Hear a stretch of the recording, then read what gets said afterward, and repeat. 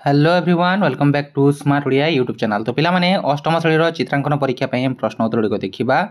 तो चलो डेनो को वीडियो स्टार्ट करवा। ता पूर्व जदि चैनल नुआ अच्छ चैनल को सब्सक्राइब करने सहित पाखर थे बेल आइकन को प्रेस कर ऑल बटन रे क्लिक करदेव जहाँफल जेकोसी समय नुआ वीडियो चैनल अपलोड हो सर्वप्रथम तुम तार वीडियो नोटिफिकेशन टी पाइपर।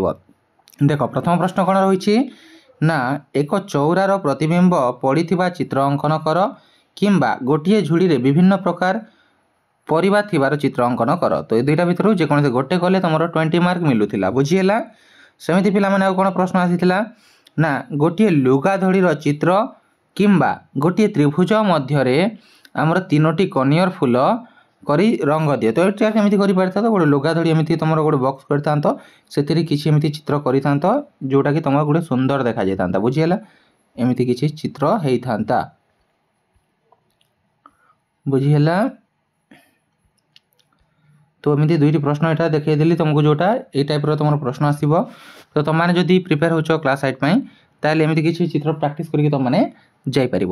तापर पिला माने देखा आसंता एक नुआ वीडियो से बेले पर्यंत चैनल को सब्सक्राइब कर रख। Thank you for watching. See you in our next video.